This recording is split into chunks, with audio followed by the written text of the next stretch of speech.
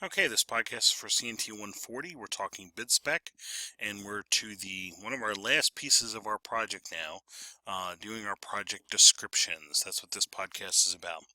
If you take out our list of progress so far to date, we have quite a few things.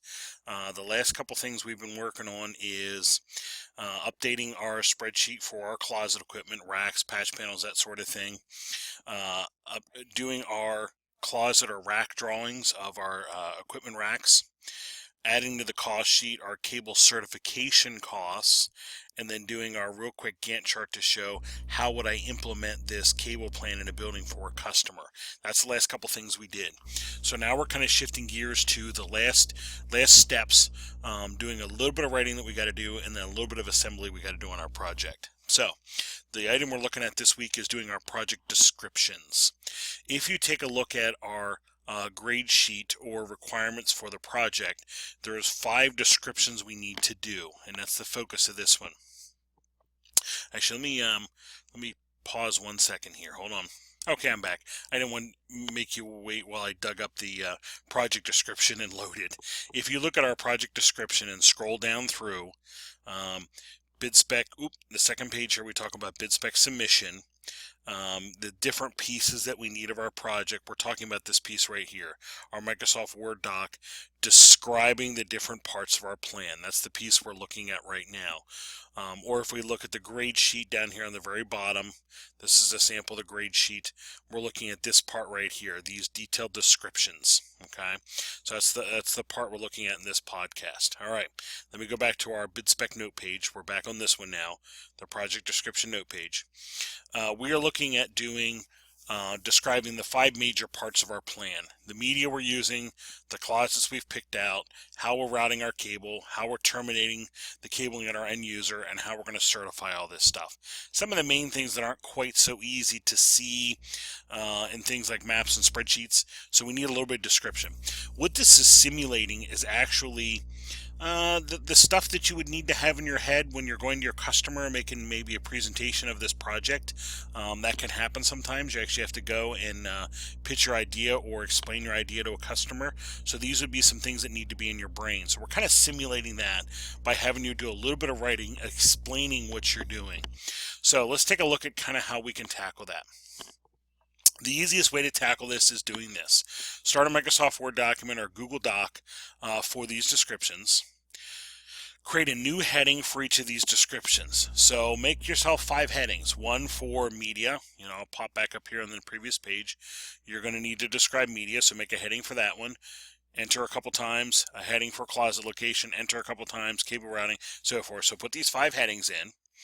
The next thing, we should be doing at least 1 paragraph for each.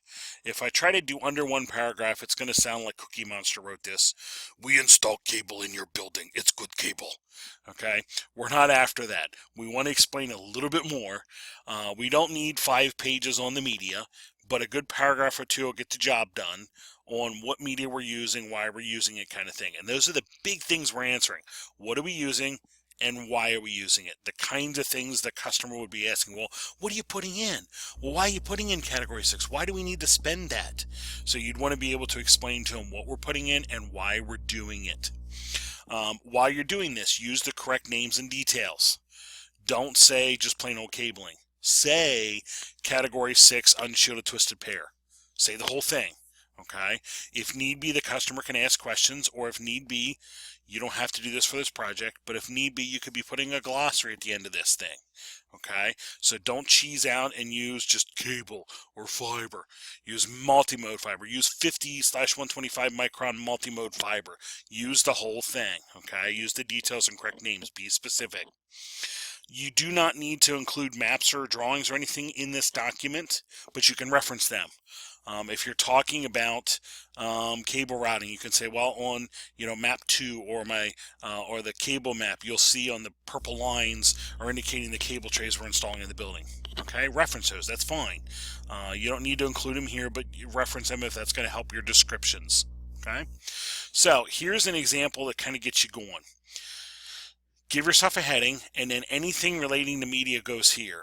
And when you start your next heading, anything relating to the next topic goes there. And that way you're not having to repeat or ramble on. You can just talk about your media, boom, you're done, and move on to the next topic. And you're saying stuff like the horizontal cable media utilized in the Midtown 2 building of Harrisburg Ecology is blah, blah, blah. The reason blah, blah, blah cabling was selected for horizontal cable media is it's able to support blah, blah, blah bandwidth. Okay, explain it for the customer so they know, and then move on to your backbone cabling. So, okay, you might have 2 paragraphs here. All right, but do that for each of these 5 areas. Each of these 5 areas that we said we need to describe: media, where your closet is, how you're dealing with the cabling, how you're terminating, how you're certifying. Okay, so explain what you're doing and why for each of those areas. So put all that in a Word document, save it. Okay, you don't need to make cover pages and table of contents and all that jazz. It can just be these 5 areas. That's good enough. Save it, and then you'll have that for later, for submission later.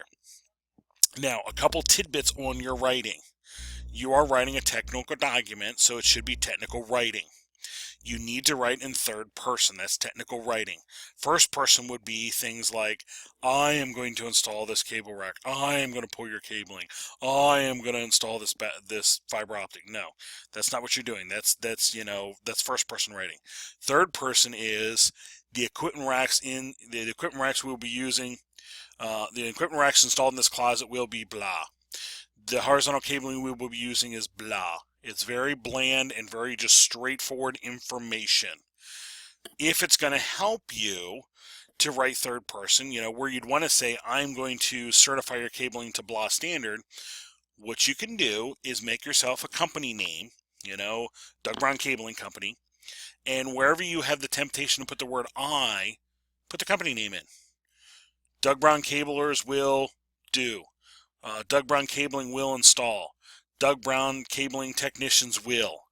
Or make an abbreviation, DBT, Doug Brown Cable, or DBC, Doug Brown Cabling. DBC Technicians will.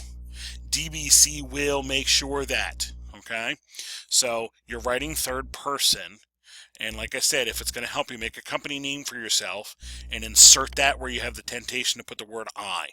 That's the first thing you should be doing for technical writing. The second is say what you really mean. If you're talking about an equipment rack or distribution rack, use that term. Don't put rack, because that could mean coat rack, hat rack, tire rack, fishing rod rack, blah, okay, coat rack, umbrella rack, okay? Say distribution rack, say horizontal cabling, say backbone cabling, say multi-mode fiber. Say what you mean. If you're talking about a standard, put the standard, okay? Put the standard in there. Don't just say according to standards. What standard? Put it in, all right? And then lastly, show what you mean. On your cable map, if you're running cabling down the hallway and then branching into the rooms, all right, in your descriptions, that's what I should be hearing you say. So as we're reading descriptions and looking at maps, these things should agree. Don't confuse the customer. So if you say you're going to do it one way on the map, explain it, and vice versa. If you're explaining it, we should see it on the map or the spreadsheet or whatever happens to be. Just keep those things lined up. Alrighty? So there's your project descriptions. It's really just maybe 5 or 10 paragraphs you're doing. A Word document with these 5 areas in and a quick description of each one. But again, do a paragraph or 2. Don't do less than a paragraph. It's going to sound like Cookie Monster. But describe your media, describe your clauses, describe your routing, describe your terminations, describe your certification. And save that document for submission later. So there's your BidSpec descriptions, really the only writing you have to do. But there's your BidSpec project descriptions that you need to do.